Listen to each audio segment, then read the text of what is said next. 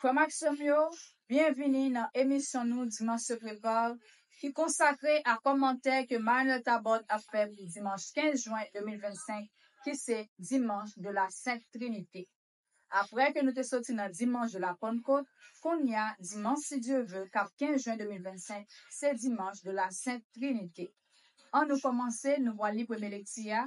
Nous trouvons dans le livre des Proverbes, chapitre 8, verset 22, et dans verset 31. Écoutez ce que déclare la sagesse de Dieu.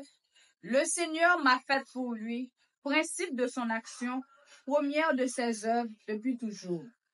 Avant les siècles, j'ai été formé, dès le commencement, avant l'apparition de la terre. Quand les abîmes n'existaient pas encore, je fus enchanté. Quand n'étaient pas les sources jaillissantes, avant que les montagnes ne soient fixées, avant les collines, je fus enchanté. Avant que le Seigneur n'ait fait la terre et l'espace, les éléments primitifs du monde, quand ils établissaient les cieux, j'étais là. Quand ils traçaient l'horizon à la surface de l'abîme, qu'ils amassaient les nuages dans les hauteurs et maîtrisaient les sources de l'abîme, quand il imposait à la mer ses limites, si bien que les eaux ne peuvent entrer de son ordre, quand il établissait les fondements de la terre, et moi, je grandissais à ses côtés. Je faisais ses délices jour après jour, jouant devant lui à tout moment, jouant dans l'univers sur sa terre, et trouvant mes délices avec les fils des hommes. On nous lit commentaire. Le cosmos et l'humanité baignent dans la sagesse de Dieu. Pour les hommes de la Bible, il ne fait pas de doute que Dieu conduit le monde avec sagesse. Tu as fait toutes choses avec sagesse, dit le psaume 103, 104, que nous avons chanté pour la Pentecôte. C'est même tellement une évidence qu'on en arrive à écrire des discours entiers sur ce sujet. C'est le cas du que nous venons de lire. Il s'agit d'une véritable prédication sur le thème. Mes frères, n'engagez pas vos vies sur des fausses pistes. Dieu seul connaît ce qui est bon pour l'homme. Conformez-vous à l'ordre des choses qu'il a établi depuis les origines du monde. C'est le seul moyen d'être heureux. Pour donner plus de poids à sa prédication, l'auteur fait parler la sagesse elle-même comme si elle était une personne. Mais ne nous y trompons pas. Ce n'est qu'un artifice littéraire. La preuve, c'est qu'au chapitre suivant, Dame Folie parle aussi. Pour l'instant donc, Dame Sagesse qui se présente à nous. Première remarque, elle ne parle pas d'elle toute seule. Elle ne parle d'elle qu'en fonction de Dieu, comme s'ils étaient inséparables. Le Seigneur m'a fait pour lui, principe de son action. Avant les siècles, j'ai été formé, sous-entendu par Dieu. Quand les abîmes n'existaient pas encore, je fus enchanté, sous-entendu par Dieu. Donc, entre Dieu et la sagesse, existe une relation de très forte intimité. La foi juive au Dieu unique n'a jamais envisagé un Dieu trinité. Mais il semble bien ici que, sans abandonner l'unicité de Dieu, elle ferait c'est même du Dieu un. Il y a un mystère de dialogue et de communion. Deuxième remarque, avant. C'est un mot qui revient très souvent dans ce passage. Avant les siècles, j'ai été formé, dès le commencement, avant l'apparition de la terre, quand les abîmes n'existaient pas encore, je fus enchanté, quand n'étaient pas les cieux jaillissants, avant que les montagnes ne soient fixées, avant les collines, je fus enchanté, avant que le Seigneur n'ait fait la terre et l'espace, les éléments primitifs du monde, quand ils établissaient les cieux, j'étais là. C'est clair. Le leitmotiv est bien. J'étais là de toute éternité, avant toute création. Il y a donc là une insistance très forte sur l'antériorité de celle qui se prénomme la sagesse par rapport à toute la création. Troisième moment. La sagesse joue un rôle dans la création. J'étais là quand il imposait à la mer ses limites, si bien que les eaux ne peuvent enfreindre son ordre, quand il établissait les fondements de la terre, pour une œuvre si belle qu'elle engendre une véritable jubilation, je faisais ses délices jour après jour, jouant devant lui à tout moment, jouant dans l'univers sur sa terre et trouvant mes délices avec les fils des hommes. Entre Dieu et les hommes, un mystère d'amour. La sagesse est auprès de Dieu et elle trouve ses délices auprès de Dieu. Elle est auprès de nous et elle trouve ses délices auprès de nous. On entend là comme un écho du refrain de la Genèse, Dieu vit que cela était bon. Plus encore, au 6e jour, tout de suite après la création de l'homme qui était comme le couronnement de toute son œuvre, Dieu vit tout ce qu'il avait fait et voilà, c'était très bon. Nous trouvons dans Genèse 1er, verset 31. Du coup, ce texte nous révèle un aspect particulier et éminemment positif de la foi d'Israël. La sagesse éternelle a présidé à toute l'œuvre de création. L'insistance du texte est très forte là-dessus. On peut en déduire deux choses. Premièrement, depuis l'aube du monde, l'humanité et le cosmos baignent dans la sagesse de Dieu. Deuxièmement, le monde créé n'est donc pas désordonné, puisque la sagesse en est le maître d'œuvre. Cela devrait nous engager à ne jamais perdre confiance. Enfin, c'est bien la folie de la foi d'oser croire que Dieu est sans cesse présent à la vie des hommes. Et plus encore, qu'il trouve ses délices en notre compagnie. C'est une folie, mais le fait est là. Si Dieu continue inlassablement de proposer son alliance d'amour, c'est bien parce qu'il trouve jour après jour ses délices avec les fils des hommes. Il reste une question. Pourquoi ce texte nous est-il proposé pour la fête de la Trinité? Pas une fois on n'entend parler de Trinité dans ces lignes, ni même des mots Père, Fils et Esprit. En ce qui concerne le livre des Proverbes, cela n'a rien d'étonnant, puisque quand il a été écrit, il n'était pas question de Trinité. Non seulement le mot n'existait pas, mais l'idée même de Trinité n'effleurait personne. Au début, pour le peuple élu, la première urgence était de s'attacher au Dieu unique, d'où la lutte farouche de tous les prophètes contre l'idolâtrie et le polythéisme, parce que la vocation de ce peuple est précisément d'être témoin du Dieu unique. N'oublions pas cette phrase du livre du Deutéronome. À toi, il t'a été donné de voir pour que tu saches que c'est le Seigneur qui est Dieu. Et il n'y en a pas d'autre que lui. Première étape. Donc, découvrir que Dieu est un, pas question de parler de plusieurs personnes divines. Plus tard seulement, les croyants apprendront que ce Dieu unique n'est pas pour autant solitaire. Il est Trinité. Ce mystère de la vie trinitaire n'a commencé à être deviné que dans la méditation du Nouveau Testament, après la résurrection du Christ. À ce moment-là, quand les apôtres et les écrivains du Nouveau Testament ont commencé à entrevoir ce mystère, ils se sont mis à scruter les Écritures et ils ont donc fait ce qu'on appelle une relecture. Et en particulier, ils ont relu les lignes que nous venons d'entendre et qui parlent de la sagesse de Dieu et ils y ont lu en filigrane la personne du Christ. Ces gens, par exemple, écrira « Au commencement était le Verbe et le Verbe était auprès de Dieu ». Et vous savez combien cette expression en grec dit une communion très profonde, un dialogue d'amour ininterrompu. Le livre des Proverbes, lui, n'en était pas encore là. Comment sommes-nous? Konya, nous pourrons lire seulement. Somme 8, verset 4, arrivé dans verset 9. Avoir ton ciel, ouvrage de tes doigts, la lune et les étoiles que tu fixas. Qu'est-ce que l'homme pour que tu penses à lui, le Fils de l'homme pour que tu en prennes souci? Tu l'as voulu un peu moins qu'un Dieu, le couronnant de gloire et d'honneur. Tu l'établis sur les œuvres de tes mains. Tu mets toutes choses à ses pieds, les troupeaux de bœufs et de brebis, et même les bêtes sauvages, les oiseaux du ciel et les poissons de la mer, tout ce qui va son chemin dans les eaux. Commentaire. Au sein de l'immensité du monde, avoir ton ciel, ouvrage de tes doigts, la lune et les étoiles que tu fixas, peu Peut-être sommes-nous dans le cadre d'une célébration de nuit, hypothèse tout à fait vraisemblable, puisque le prophète Isaïe fait parfois allusion à des célébrations nocturnes, par exemple quand il dit « Vous chanterez comme la nuit où l'on célèbre la fête, vous aurez le cœur joyeux. » Imaginons donc que nous sommes un soir d'été à Jérusalem, au cours d'un pèlerinage, une célébration à la belle étoile.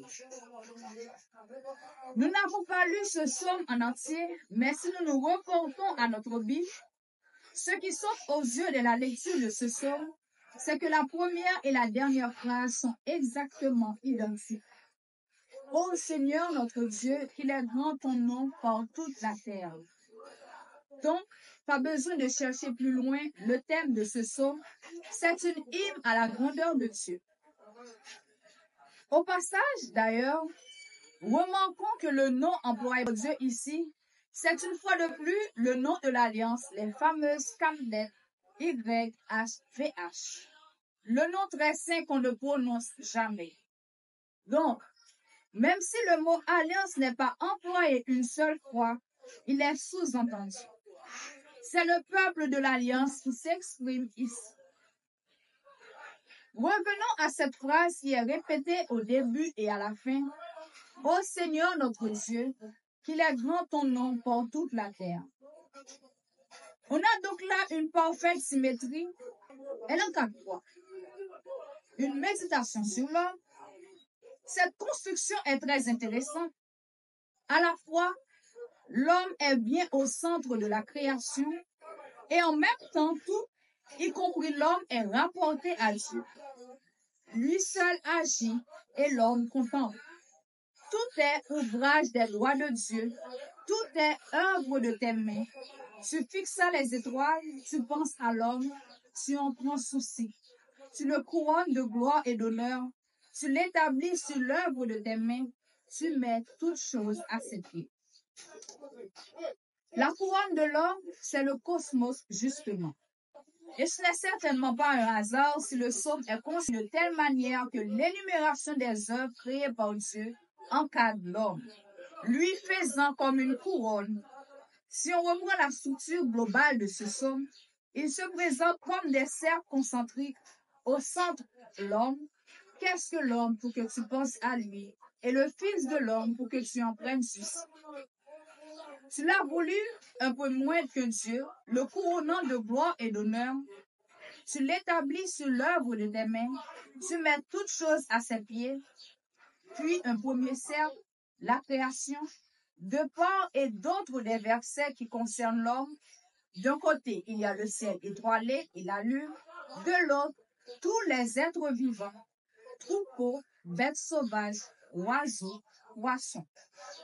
Puis, deuxième cercle, la fameuse phrase répétée, l'homme contemple le vrai roi de la création. Ô Seigneur notre Dieu, qu'il est grand ton nom par toute la terre. Splendeur de Dieu, splendeur de l'homme. La royauté de Dieu est dite déjà par le mot grand. Un mot du langage dit la puissance du roi vainqueur. Elle est dite aussi, bien entendu, par le mot splendeur. Ce roi est vainqueur de l'adversaire, de l'ennemi, sans difficulté apparemment, puisqu'il se contente pour un gazouillis de nourrissons. Jusqu'aux cieux, ta splendeur est chantée par la bouche des enfants, des tout petits, grand fort que tu opposes à l'adversaire, où l'ennemi se brise en sa révolte. Cette royauté, Dieu ne la garde pas jalousement pour lui, puisqu'il couronne l'homme à son tour. L'homme aussi a droit à un vocabulaire royal. L'homme est à peine moins que Dieu, il est couronné, toutes choses sont à ses pieds. Il y a là l'image d'un trône royal. Les sujets se prosternent en bas des marches pour dire la même chose. Le livre de la Genèse avait raconté la création de l'homme comme intervenant en dernier après toutes les autres choses, après tous les autres êtres vivants, pour bien montrer que l'homme était au sommet. Et puis, le livre de la Genèse encore avait montré l'homme donnant un nom à toute la créature ce qui est un signe de supériorité, de maîtrise. Dans la création, la vocation de l'homme est bien d'être le roi de la création. Au premier couple humain, Dieu avait dit, « Soyez féconds et prolifiques, remplissez la terre et dominez-la. Soumettez les poissons de la mer, les oiseaux du ciel et toute bête qui remue sur la terre. » Je reviens sur la phrase « Avoir ton ciel, ouvrage de tes doigts, la lune et les étoiles que tu fixas.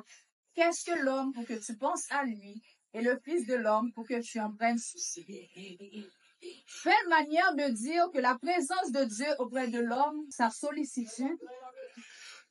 Évidemment, un tel somme respire la joie de vivre, mais il peut bien arriver dans nos vies des jours où cette présence de Dieu auprès de l'homme sera ressentie comme pesant. C'est ce qui arrive à Job un jour de grande souffrance. Il était un grand croyant, un priant, et il connaissait ce psaume par cœur, très certainement. Eh bien, un jour, dans son désespoir, il en arrive à regretter d'avoir chanté ce psaume avec tant d'enthousiasme, quand tout allait bien, et il va jusqu'à dire, « Laisse-moi, quand cesseras-tu de m'épier? Espion de l'homme, qu'est-ce que mortel pour en faire si grand cas, pour fixer sur lui ton attention? » Ce jour-là, sa foi a bien failli basculer, et certains d'entre nous, pour éprouver, connaissent ce vertige. Mais pour eux, comme pour nous tous, comme pour Job, Dieu veille et continue, quoi qu'il arrive, à prendre souci de l'homme. Il y a ajouté un petit complément pour nous. La Bible est un livre heureux. Tout ce psaume respire la joie devant la splendeur de Dieu et aussi devant la splendeur de l'homme. Ce roi humain de la création se soumet à son tour à celui qui en est le vrai maître. Il reconnaît sa petitesse. Il reconnaît qu'il doit tout à son Créateur. Kounya nous wali des Emetia, nous trouvons dans l'être de Saint Paul, apôtre aux Romains, chapitre 5, verset 1 et dans verset 5. Frères, nous qui sommes devenus justes par la foi, nous voici en paix avec Dieu par notre Seigneur Jésus-Christ, lui qui nous a donné par la foi l'accès à cette grâce dans laquelle nous sommes établis, et nous mettons notre fierté dans l'espérance d'avoir part à la gloire de Dieu. Bien plus, nous mettons notre fierté dans la détresse elle-même, puisque la détresse, nous le savons, produit la persévérance. La persévérance produit la vertu éprouvée. La vertu éprouvée produit l'espérance. Et l'espérance ne déçoit pas, puisque l'amour de Dieu a été répandu dans nos cœurs par l'Esprit Saint qui nous a été donné. On nous lit commentaire. Nous voici en paix avec Dieu par Jésus-Christ. Nous sommes à Rome au temps de l'empereur Néron en l'an 57 ou 58 après Jésus-Christ. Comme dans presque toutes les villes du bassin méditerranéen, il y a une colonie juive. On l'évalue à quelques dizaines de milliers de personnes. Et comme partout, certains de ces Juifs ont reconnu en Jésus de Nazareth le Messie promis, d'autres non. Première scission grave parmi les Juifs. Désormais, il y aura les Juifs et ce qu'on appelle les judéo-chrétiens, chacun traitant l'objet d'hérésie ou de déviant. Et puis, il y a aussi tous les anciens païens devenus chrétiens. On les appelle les pagano-chrétiens. Les relations sont difficiles entre ces chrétiens d'origine païenne, avec toutes les séquelles possibles d'idolâtrie, et les chrétiens d'origine juive. Restés parfois très attachés à leurs pratiques religieuses, nous avons déjà rencontré des traces de ces difficultés dans la lettre de Paul aux Philippiens et aux Galates. Dans toutes les communautés, et particulièrement à Rome, ces conflits se durcissent au fil des années, et dans sa lettre aux Romains, Paul se donne pour tâche de ramener la paix. La communauté chrétienne est composée d'anciens juifs et d'anciens païens. Or, la grande question qui se pose, comme dans beaucoup des premières communautés, est la suivante. Puisque Dieu a choisi le peuple juif pour annoncer le salut au monde, puisque Jésus, le Messie, était juif, ne devrait-on pas demander aux anciens païens de devenir juifs avant de devenir chrétiens? Concrètement, ne devrait-on pas leur imposer la circoncision et toutes les pratiques juives? Le grand argument de Paul, vous chrétiens, quel que soit votre passé, vous êtes tous égaux devant le salut. Car c'est le Christ qui vous sauve et lui seul. Bien sûr, les Juifs n'avaient pas attendu les chrétiens pour savoir que c'est la foi qui sauve et non les mérites de l'homme. Mais certains chrétiens d'origine juive revendiquent le privilège d'être l'unique peuple de l'Alliance. Ils sont, eux, les descendants d'Abraham. Les païens ne peuvent pas en dire autant. À ceci, Paul a répondu au chapitre 4 en faisant remarquer qu'Abraham a été déclaré juste par Dieu bien avant d'être circoncis. Car Abraham était un païen quand il a entendu l'appel de Dieu, et c'est la confiance et elle seule qui l'a inspiré quand il a obéi. Dieu lui a dit, « Quitte ton pays, ta parenté et la maison de ton père, et va vers le pays que je te montrerai. » Et la suite du texte dit simplement, Abraham partit comme le Seigneur le lui avait dit. Genèse 12. Et un peu plus loin, le même livre de la Genèse dit encore, Abraham eut foi dans le Seigneur, et pour cela, le Seigneur le considéra comme juste. Genèse 15, verset 6. Et Saint Paul ici se réfère évidemment à cette histoire exemplaire d'Abraham. Dans ce chapitre 4 de la lettre aux Romains, il cite 4 fois cette phrase de la Genèse, ce qui veut dire qu'il y a là pour lui un argument de croix. Ailleurs, dans la lettre aux Galates, il le dit expressément, puisque Abraham eut foi en Dieu et que cela lui fut compté comme justice. Comprenez-le donc, ce sont les croyants qui sont fils d'Abraham. Galates 3, verset 6. Ce qui revient à dire, Abraham le croyant est le père de tous les croyants, qu'ils soient ou non circoncis. Donc, pas question de se battre entre chrétiens sur ce terrain. L'amour de Dieu a été répandu dans nos cœurs. Voilà qui explique la première phrase de notre texte d'aujourd'hui. Dieu a fait de nous des justes par la foi, et pour bien faire entendre que le salut est pur don gratuit de Dieu, et que seul l'abandon confiant de la foi nous est demandé, il répète l'expression par la foi.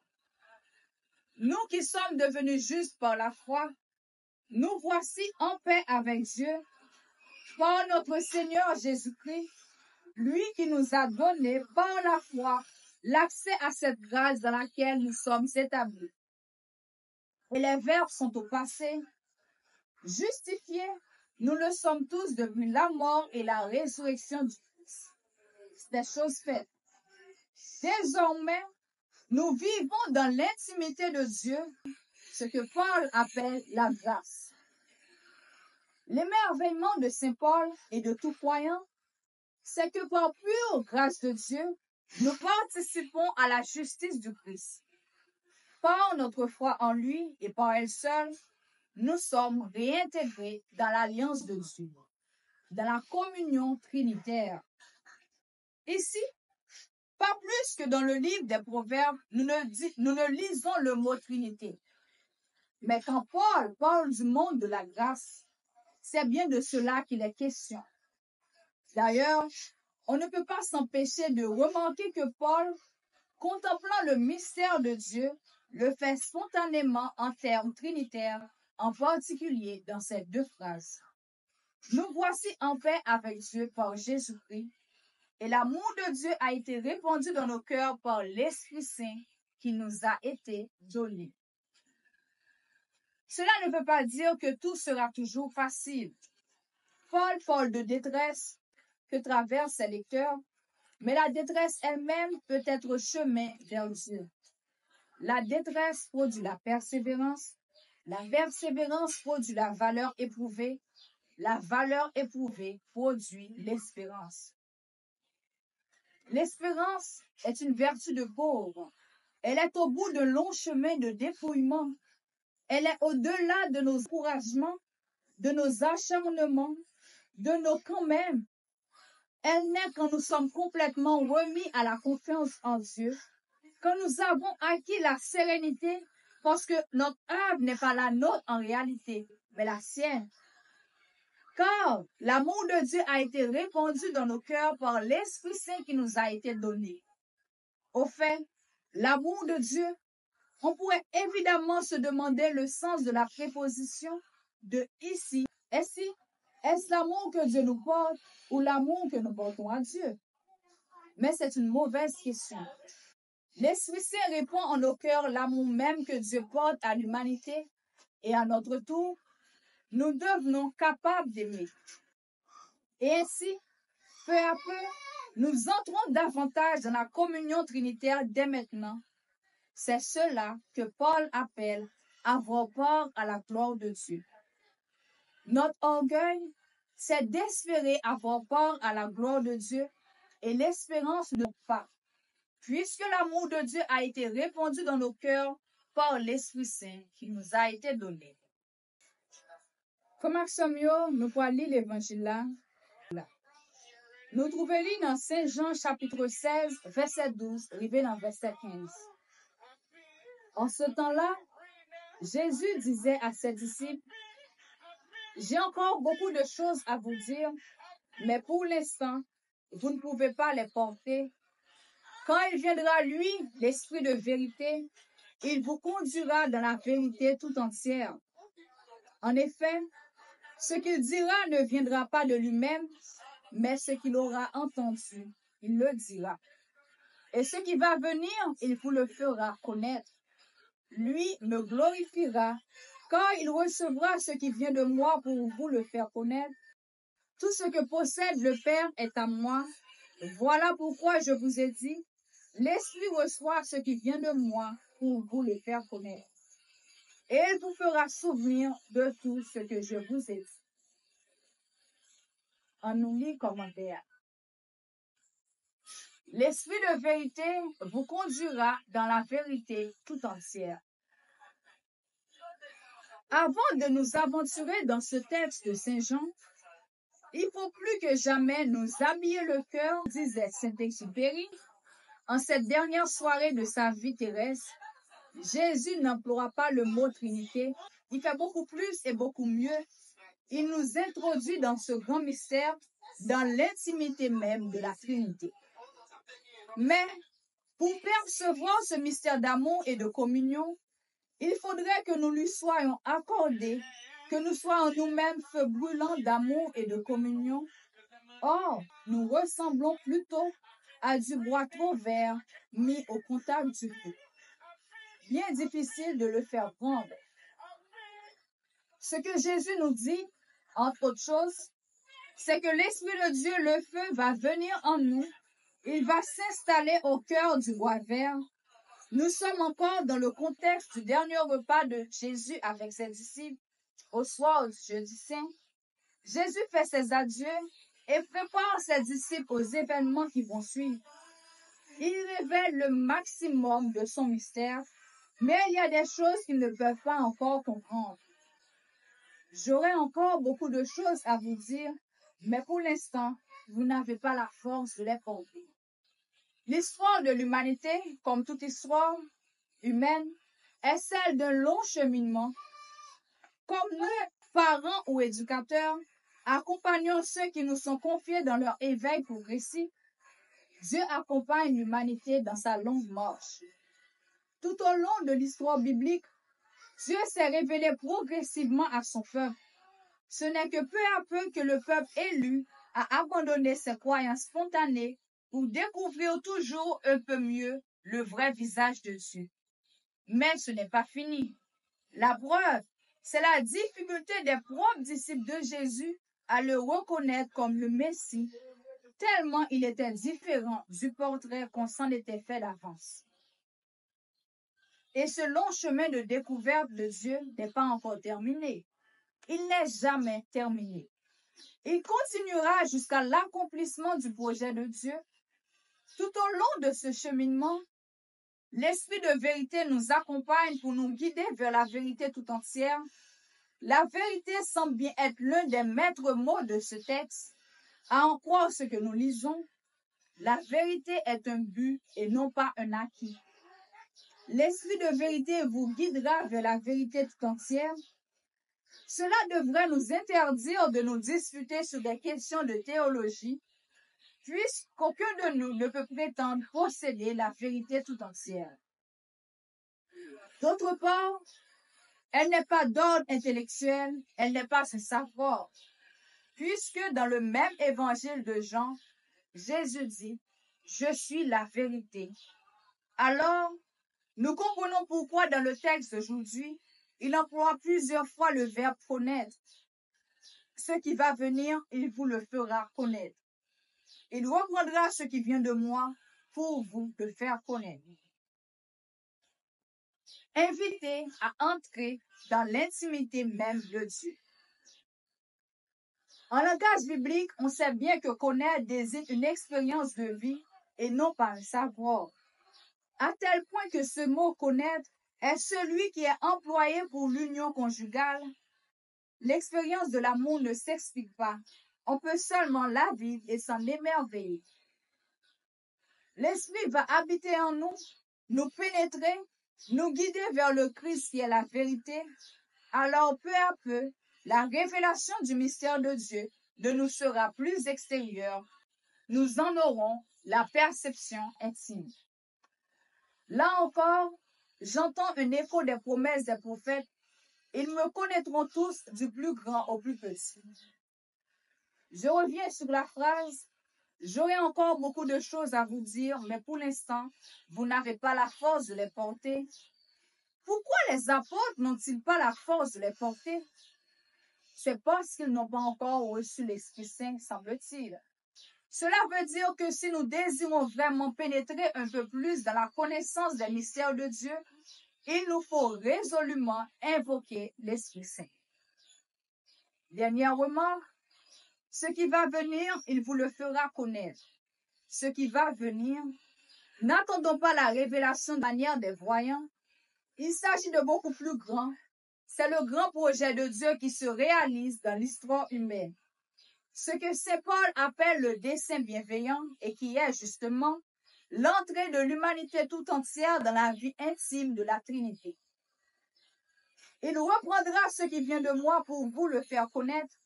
Il n'est pas question là non plus de nous placer sur un plan intellectuel. Ce ne sont pas les idées de Jésus qu'il va nous faire comprendre. C'est l'expérience même de sa vie qu'il va nous faire revivre à notre tour. Le cheminement même de l'homme Jésus vécu avec l'Esprit Saint devient le nôtre. Les tentations au désert, c'est l'esprit d'amour qui lui permet de les surmonter. C'est encore l'esprit qui le conduit dans toute sa mission, qui inspire ses paroles et ses actes et qui lui donne l'audace des miracles. Jusqu'à la dernière audace de l'abandon total à Gethsémani. C'est cela la vérité tout entière du Christ. Celle vers laquelle nous cheminons à travers l'expérience de nos vies. C'est cet esprit qui nous habite désormais et qui nous donne à notre tour toutes les audaces de la mission. On est loin de savoir intellectuel. C'est à l'expérience même de l'intimité de Dieu que nous sommes invités. Au fond, quand nous célébrons la fête de la Trinité, nous ne contemplons pas de loin un mystère impénétrable. Nous célébrons déjà la grande fête de la fin des temps, celle de l'entrée de l'humanité dans la maison de Dieu. Frère Maximio, nous arrivons dans fin émission nous dimanche se prépare. Côté nous t'appli, commentaire que Manuel Tabot fait pour dimanche 15 juin 2025, qui c'est dimanche de la Sainte Trinité. Nous remercions nous toutes et nous chaque qui t'a suivi émission ça. Que bon Dieu bénisse nous. Bon dimanche et bonne semaine. Merci.